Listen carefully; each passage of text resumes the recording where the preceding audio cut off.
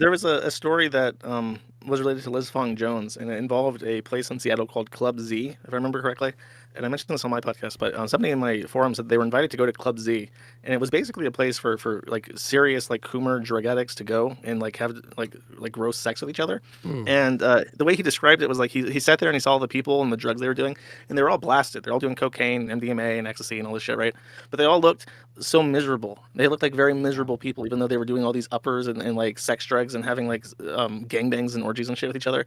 And it's just like that kind of shit. Like you squeeze the dopamine from your brain like a rag, and eventually, it just stops. It just stops making dopamine. You just don't feel pleasure anymore.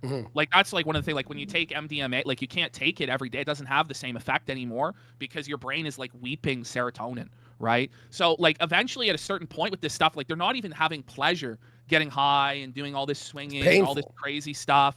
It's just, it's really sad. It's a really sad condition that these people are in. Well, when I was streaming 5 years ago and I was doing coke, right? So if you hear those old clips of me, like you hear my nose is like this, right? And I'm talking like raspy and shit, right? So like when I heard Rekeita, I think it was like in December was one of the clips, and I heard the whistle, like it's like breathing through a tiny straw. Is that the only way I can describe the sound, right? And I heard that and I go, I do not miss that. I do not miss the constant headaches. I do not miss like whenever I heard him, you hear you're like a crunch. It's like a bag of chips while you're breathing out, and it's painful. It's just like this. And then when you like head to the bathroom and you shoot out just like a fucking snot, bloody, coked up like rock. We used to call it howitzers. Like I'm gonna shoot a howitzer.